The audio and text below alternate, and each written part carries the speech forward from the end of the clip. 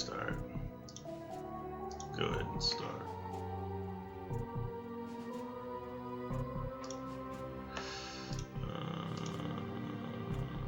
We are live, YouTubes. This is El Viejo Toro of the Fancy Action Now, and this is a morning stream of a topic that, let me just go ahead and move that around.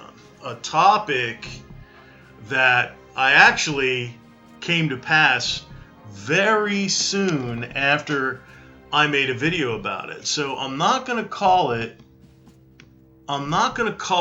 a prediction, but you could. I'm not going to go ahead and say called it, but the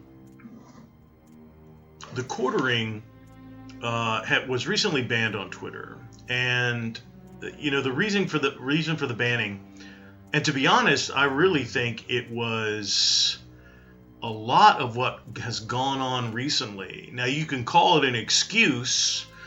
It was certainly a catalyst, was The Last of Us 2. And he is the get woke, go broke guy. And he got banned. He got banned. He got banned for, expressing opinions. And you're in, if you're a communications platform, you're in trouble when just, and here's the thing about the Quittering. I'm a subscriber, but he's kind of milquetoast, man. I mean, he gets fired up. He calls it like he sees it, but he's not inflammatory. He's mildly controversial. You know what I mean? He's careful, he's courteous. Again, it's one of those things where even if you strongly disbelieve or have strong, passionate disagreements about topics with someone, they have the right to express themselves on those topics. Again, it's like if you have to ban people, you've already lost the argument. Now, somebody would say, see, this is one of the points I wanted to make in this video was, you look at Twitter and you think Twitter is this behemoth. They all try to be this big, scary influencer. And in some respects they are, but they're also legends in their own minds. And what I said to Jeremy in my video to him, or responding to his banning, was, you're playing in their yard. You're providing them attention and content. And what I said to him now, he has in comparison to mine, he has a monster channel in comparison. He's not PewDiePie, but he has a really strong following. I'm one of them.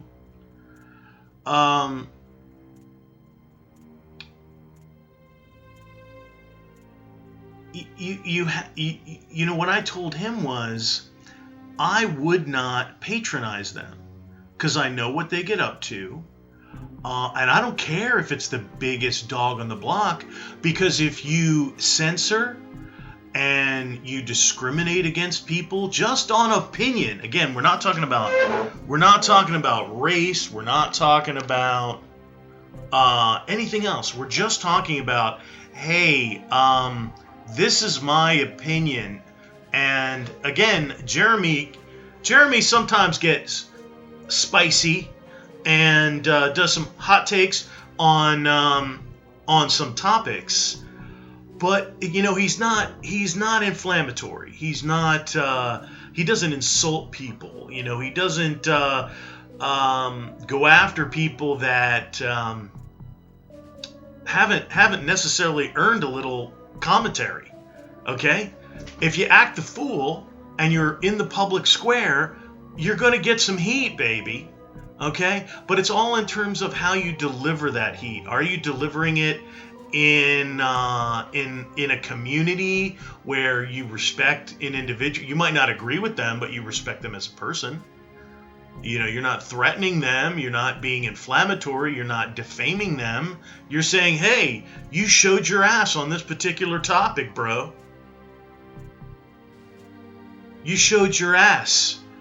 And that speaks to who you are as a person, or that speaks to who you are as a YouTuber, or that speaks to who you are as a gamer, etc., etc. Companies and individuals, right? But companies are made up of individuals.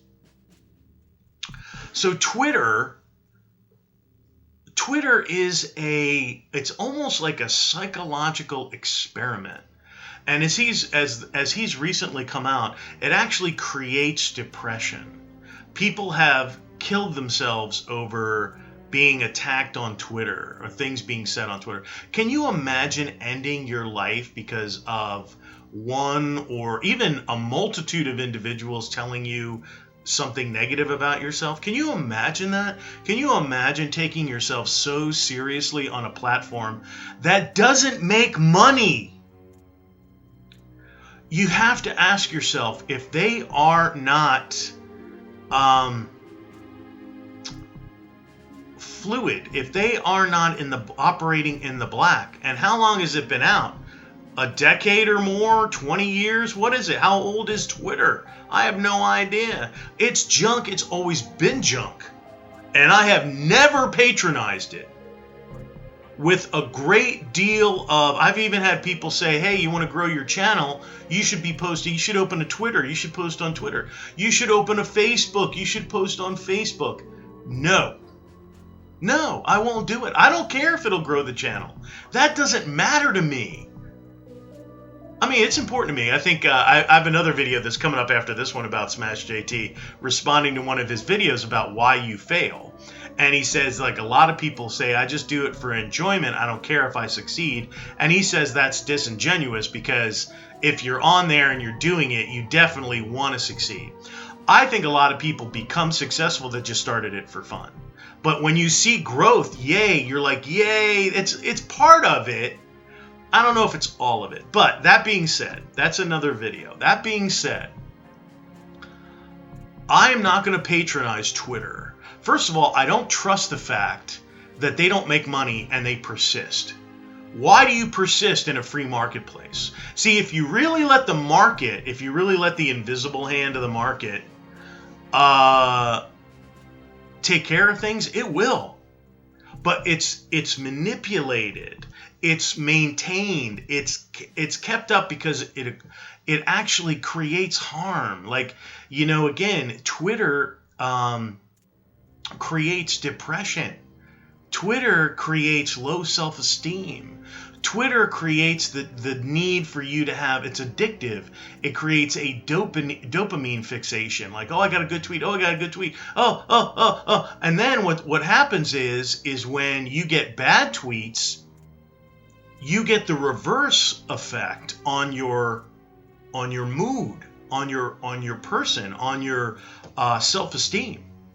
People link their self-esteem to it. People begin to associate it. Twitter is absolutely Pavlovian in its psychology.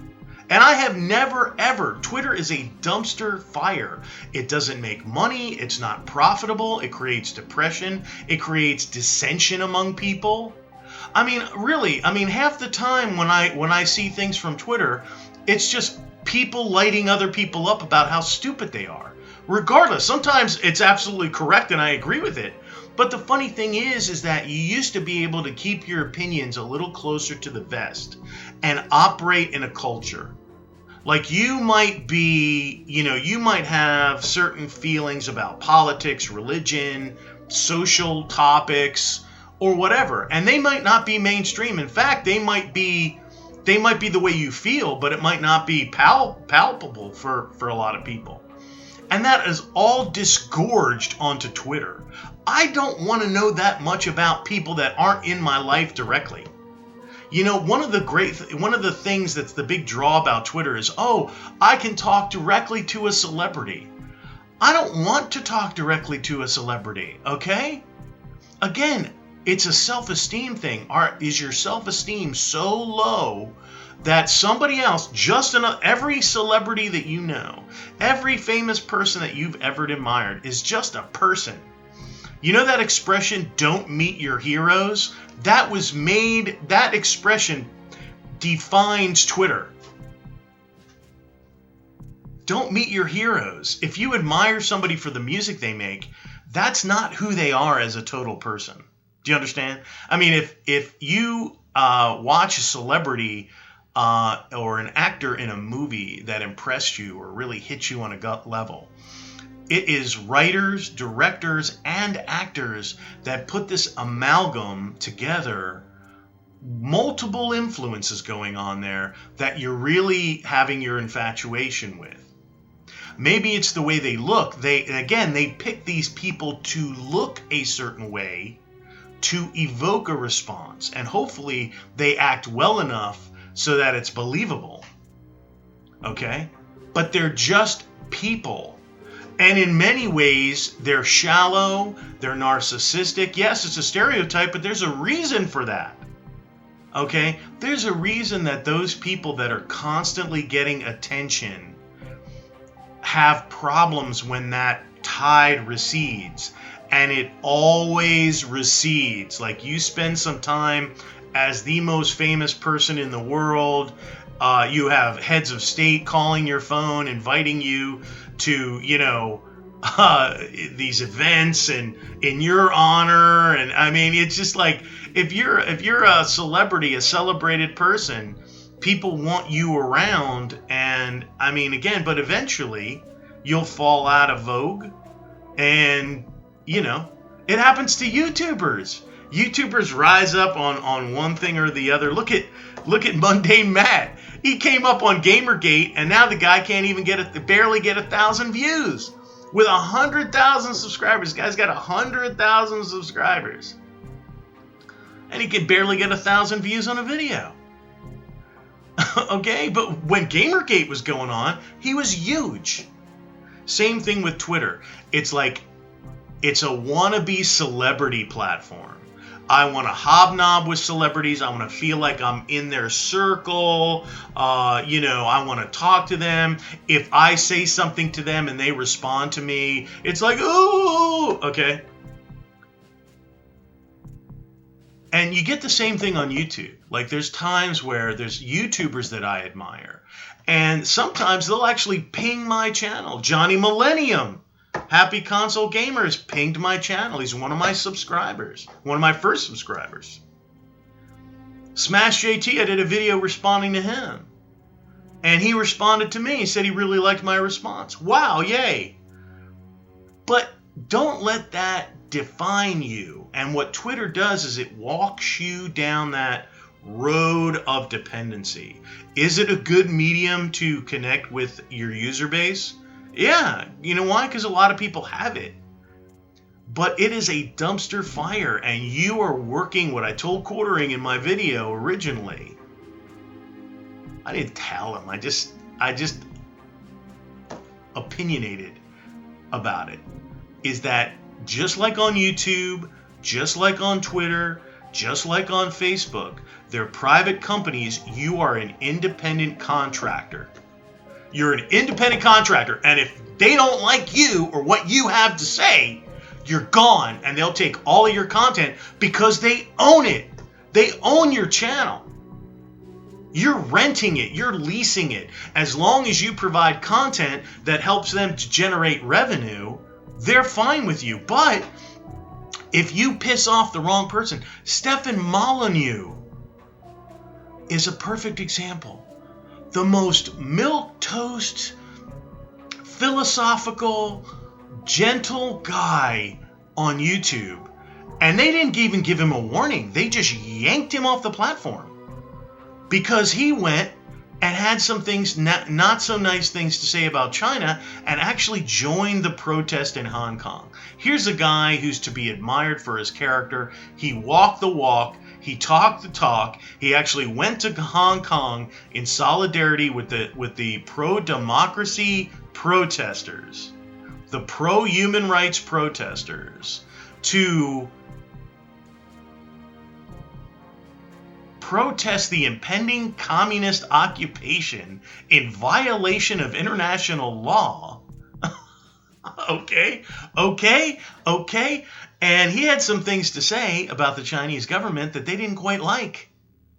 And they pulled him right off. Not a word. Years. Millions of views, hundreds of thousands of subscribers. Or if not millions. And again, I was a subscriber of Stefan. The guy's a genius. The guy's brilliant. The guy put philosophy back into the mainstream, which is a cornerstone of our society. So, Jeremy, I know he watched my video. I could tell he watched my video. I got that let me just say, I have that impression that he watched it. And along with the ban and some other things, he's like, I can't be part of this dumpster fire anymore. I'm not going to, again, what I mentioned in my previous video was, I'm not going to associate myself with that trash fire, because I don't care how big the fucking trash fire is. It doesn't matter how big it is. I don't care how many people are watching the dumpster fire. Okay? I don't. I'm not going to be part of it. And again, that is, if I want to get up on my soapbox, that used to be part of the American character. It didn't matter about money. It meant your good name. It didn't matter if you'd make money from it. Those were criminals. People that made money from doing bad things are criminals. And there was a clean delineation between a good person, and it didn't matter. It didn't matter if you could gain advantage. More people, and I'm not saying everyone, I'm just saying more people back in the day, and we're talking 20th century, 19th century, more people back in the day were more concerned with their character, regardless of whether or not, what I'm saying is there were people that they would say, hey, if you're willing to cheat people, we're going to give you this promotion, but you have to be willing to do these bad things. Most people were concerned with their character, with their good name, with their soul, perhaps. This country is very religious, and a lot of people were like, whoa, that's against my religious doctrine. I'm not going to do that. Again, that's what it is. It is a social construct to encourage behavior of good character. And again, this is the same deal that Twitter gives you. They're like, oh, do you want to grow your channel? Do you want to grow your notoriety? Do you want to hobnob with these celebrities and be counted among? Do you want to be a blue check? Well, all you have to do is agree with our political opinions and steer away from these other opinions we don't like. And we got you. We'll grow. Well, you'll grow with us. Come on. It's a Faustian bargain with these platforms. And you're like, well, Toro, you're on YouTube. Yes, I'm on YouTube. I'm also on BitChute. And I'm going to start a Parler account. And I'm going to go to alternative media. And YouTube started out as the free speech platform of the entire earth. And there still has vestiges. It still has vestiges. And hopefully, with, again, another video that the Quittering just made, is the dam is breaking. The fire is dying. The fire is dying. The dam is breaking. And these social media companies are going to be sued, blued, and tattooed. And I may be one of them. Okay? Because just about all of us have experienced a certain amount of censorship over our opinions, whether it's of a product, a company, or whatever. We've all experienced that. And I think this is my opinion, it galled the Quittering to continue to support that platform. It galled him to continue to do it. That's how I feel about Twitter, and I always have. All right? I don't have a Twitter account for my channel. I don't have a Twitter account for myself. I do have a Twitter account where I did a cosplay and trolled, not really trolled, but just kind of celebrated a particular individual. I created it as a dummy account. And I had some fun with that. But that was it. I used it for me. And then that's all. Like one or two times. One or two times I posted a video there of one of my cosplay videos. And it was it was just for fun. But that's it. I did that. I did it for that, and that's it. And I've never used it since. It's not even in my own name or the name of my channel. It was a joke, which is what that platform is. It's a freaking joke, and everybody who uses it is a dopamine addict. You're a dopamine. You need a fix constantly. It's the same thing with your phone where you're constantly checking your updates. You're getting that, ooh, I got a text. Ooh, I got an email. Ooh, you're getting a dopamine release. You have to be aware of these kind of things, that these psychological techniques are out there. TikTok, the reason they make the videos absolutely as short as possible for little short videos, it's a dopamine thing. They keep you coming back for that hit of dopamine. They do it to our kids. You have to be aware that there is this psychological effect.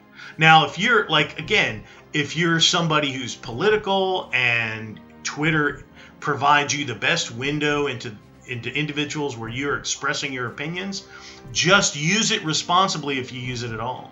But I would recommend, because there are so many good alternative platforms out there, go to the alternative platforms and use them. Okay?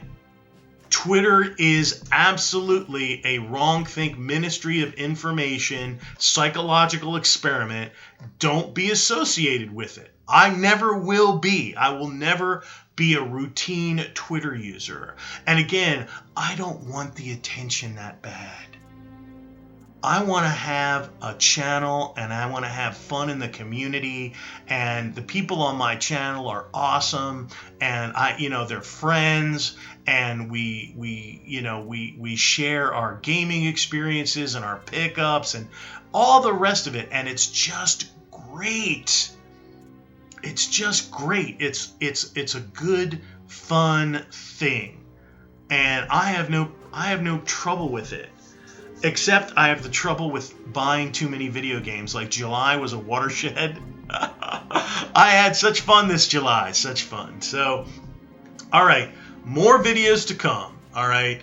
If you're on Twitter, get off. It's garbage. It's garbage. It's going down in flames.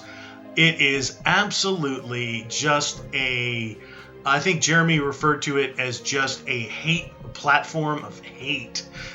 Just like, I hate you, I hate what you said, and I want to complain about what you said, and it's just like a playground argument. You know what I mean? It's just awful.